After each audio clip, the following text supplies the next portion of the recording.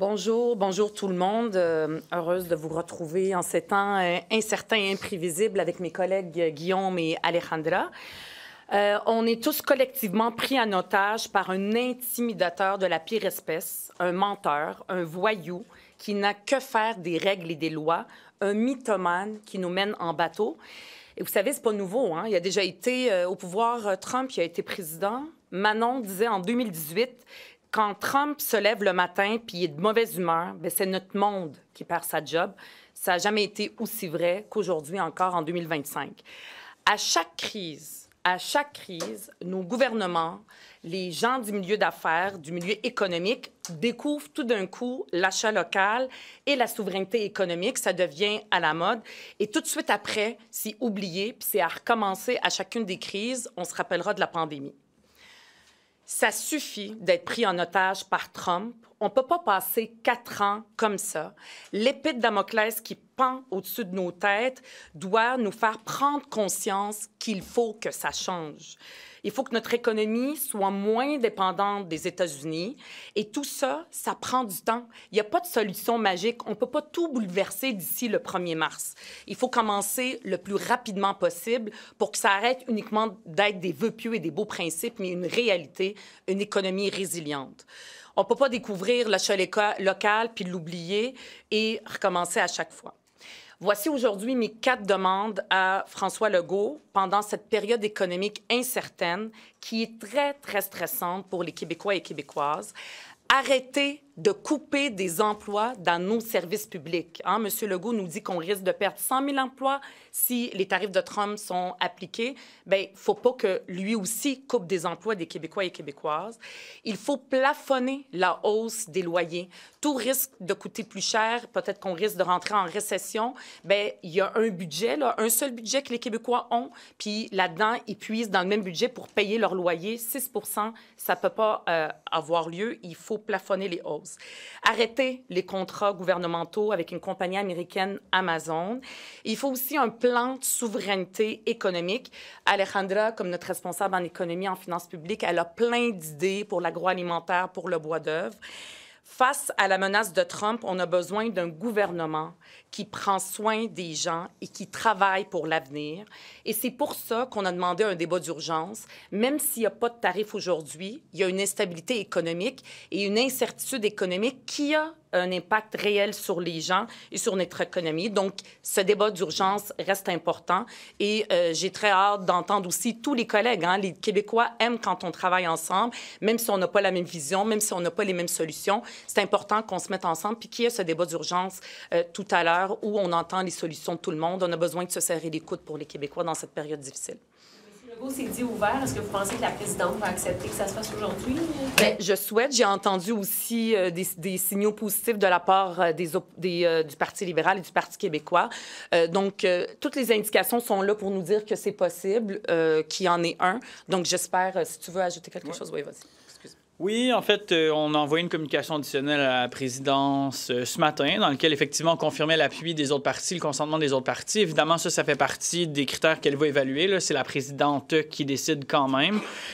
Pour nous, Trump a été très clair, là, puis le premier ministre Trudeau l'a dit aussi, les tarifs sont reportés. C'est pas effacé, cette menace-là. Alors, il est d'autant plus important. C'est un sursis, là, mais il faut qu'on discute de ça. Puis, je pense que 30 jours, ça sera pas de trop, de toute façon.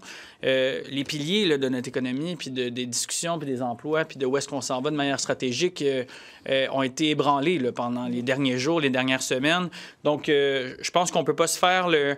En fait, on doit écouter les collègues de l'Assemblée nationale. Je pense que tout le monde a des points de vue à apporter, des éléments à joindre au débat. Et donc, je pense que, puis je l'espère, que la présidente va voir la chose de la même manière que nous. Nous, on y a réitéré ce matin qu'on soutenait notre demande, qu'on l'appuyait encore.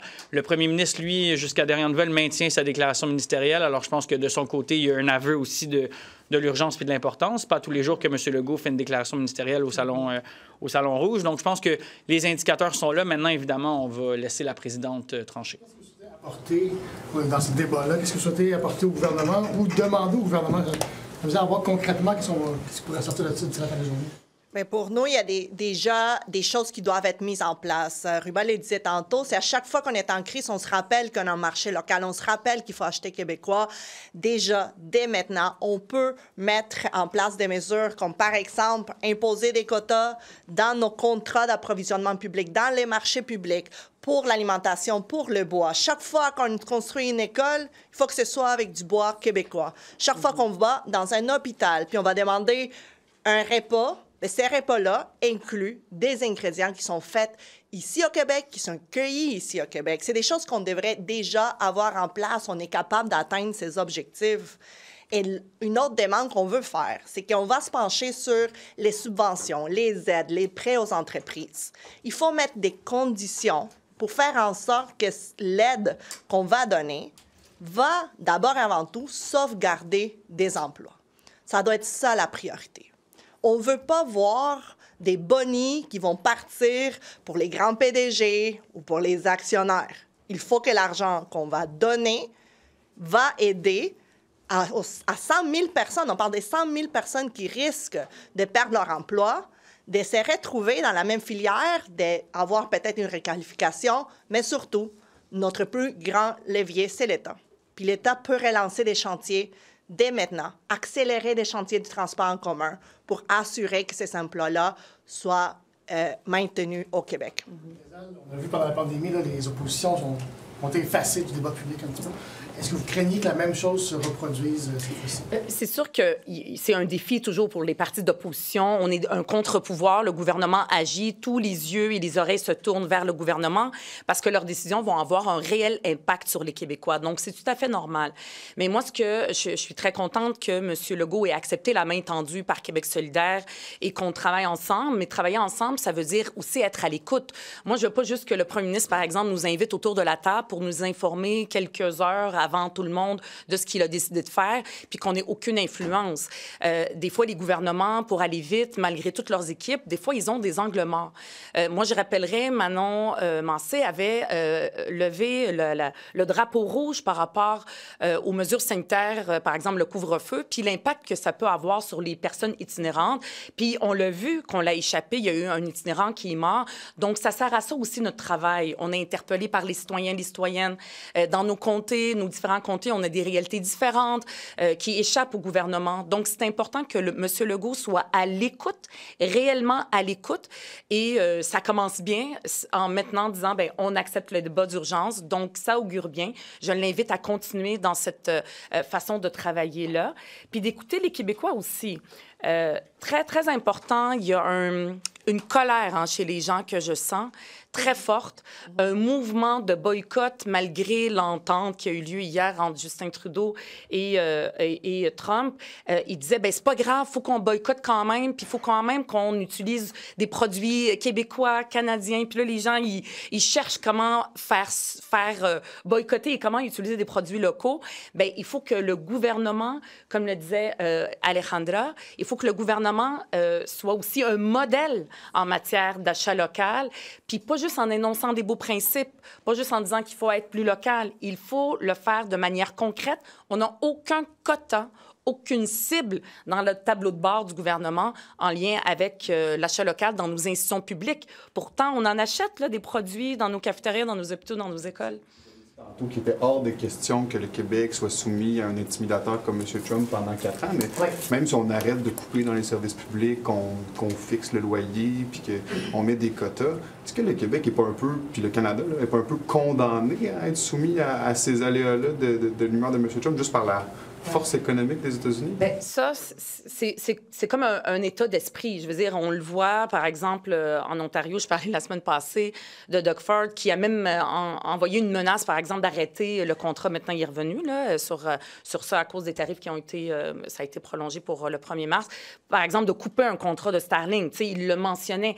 Nous, souvent, M. Legault, par exemple, il va envisager. Il est il fait très, très attention. C'est juste que le problème avec Trump, c'est que peu importe ce qu'on fait, fait, lui, je veux dire, il n'est pas très raisonnable. Par exemple, le fentanyl, il y en a ici, même j'ai entendu M. Saint-Pierre Plamondon dire que le fentanyl, c'est vraiment un problème et Trump a raison. Je veux dire, les faits ont droit, là, il faut qu'on regarde les faits. On en a tellement parlé là, de la science, des faits pendant la pandémie. On ne peut pas faire semblant que ça n'existe pas. C'est quoi? C'est 0,2% de fentanyl qui est allé... Des tarifs sur quelque chose qui n'est pas factuel. Le Québec va en partir. La première chose à faire, c'est de ne pas lui donner raison et de ne pas dire « Ah oui, il a raison, puis on va faire exactement tout ce qu'il veut », parce qu'on ne sait pas après ça jusqu'à quand il va aller. Qu'est-ce qu'il va nous demander après de nous retirer de plier hier à ses demandes puis de donner un sort. Bien là, pour le moment, ce qu'il a fait, on n'avait comme pas le choix, puis c'est correct.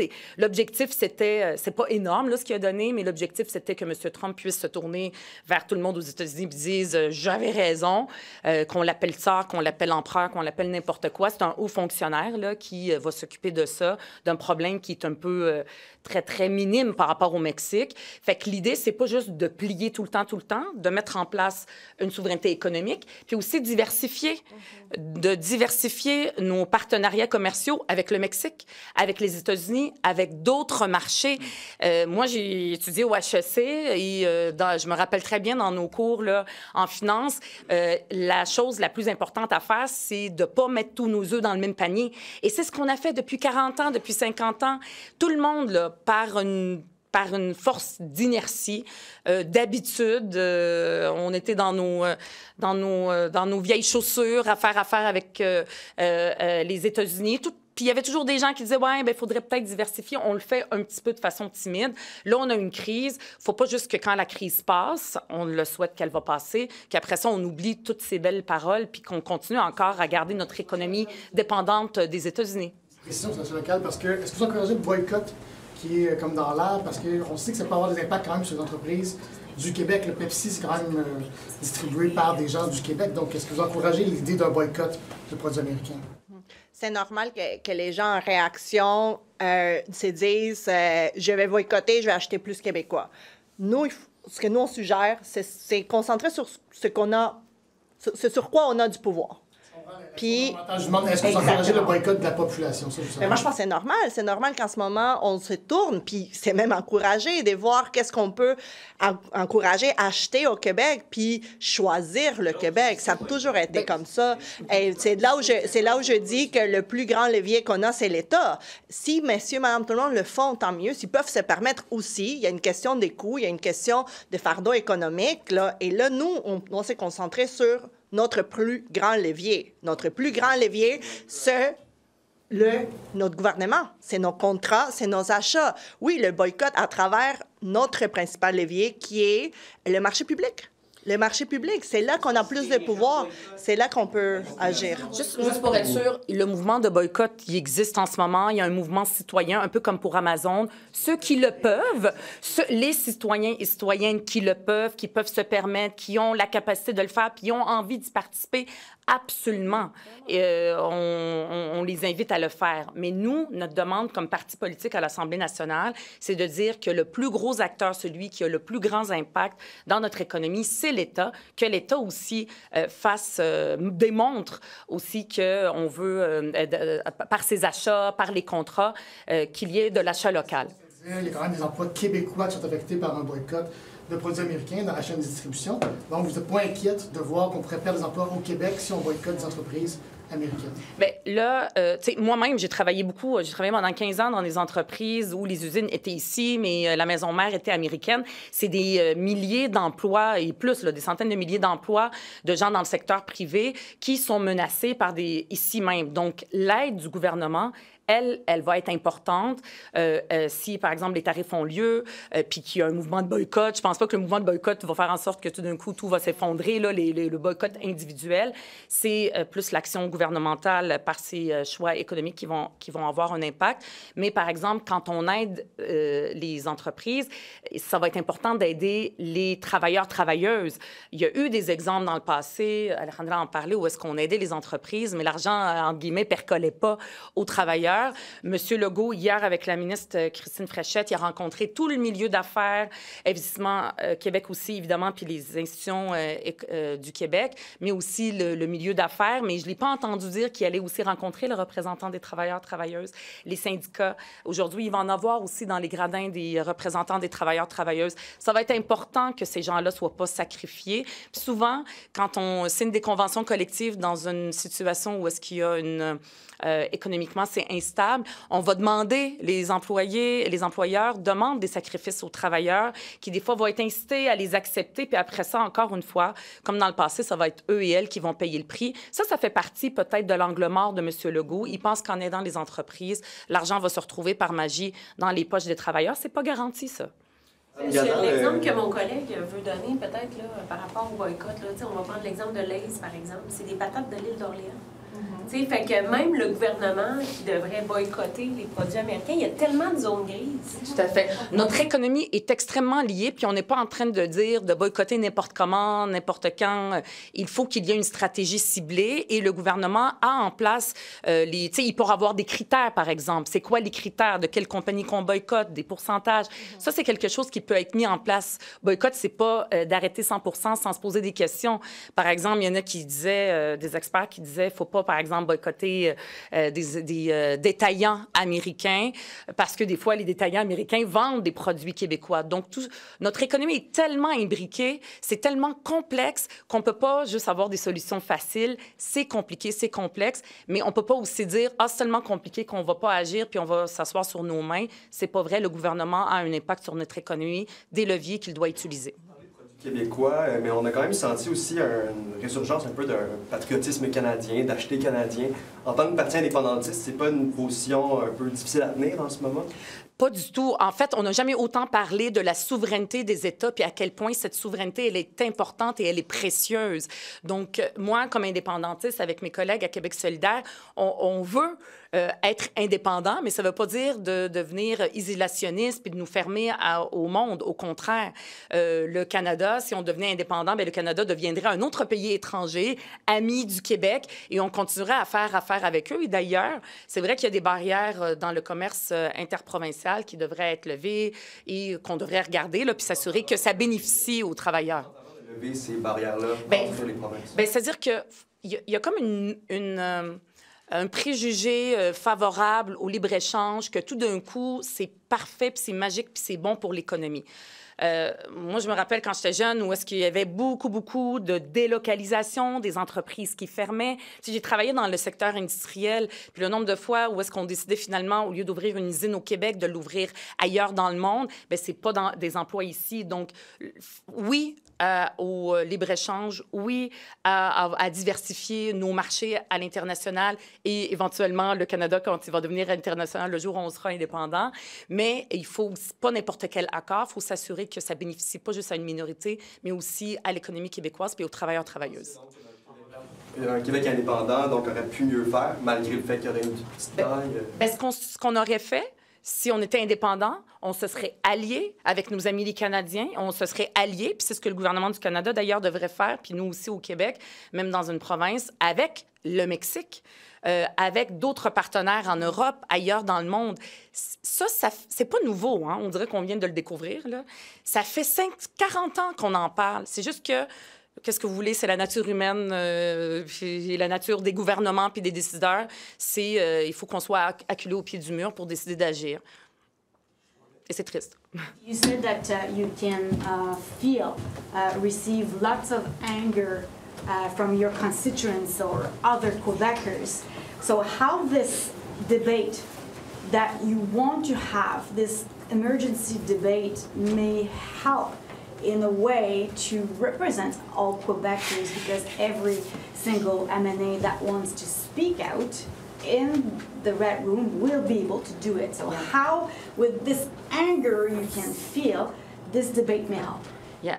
Well, now we ask to have this debate to make sure that the government who will make the decision, that Monsieur Legault will listen to all MNAs in the National Assembly of Quebec, because we hear this anger from our constituents who want us to act for them. So it's important for us to work together to listen also to the solution of every single political party and to put up this solution and to make the best decision. It's important that Monsieur Legault to listen to us and also to be influenced but by what we are telling him, because he can't and the CAQ can't hear all what Quebecers are saying. They hear a part of Quebecers, and we have our constituents who tell us messages, who tell us who have solution, who tell us how to help them. So it's important this debate to speak about it and to show the population of Quebec that we work together, even if we are not always agree, for them and for the interests of the Quebec economy. And in the short term, what more could the Legault government be doing? Yeah. What are some of the solutions that you're hearing on the ground? Yes, today I asked Monsieur Legault to stop cutting jobs in the public services. We saw auxiliary nurse in the health system, their job was cut. It's not time now to cut these jobs. It's time to save these jobs. And also comment on dit loyer tout d'un coup? And also the renting raise, the government should stabilize this raise, because people, we are in not stable situation economically, and it's important that Quebecers not to be more poor, and the rent is a very important part of their budget. The government can act now to help them in this situation by stabilizing the raised rent.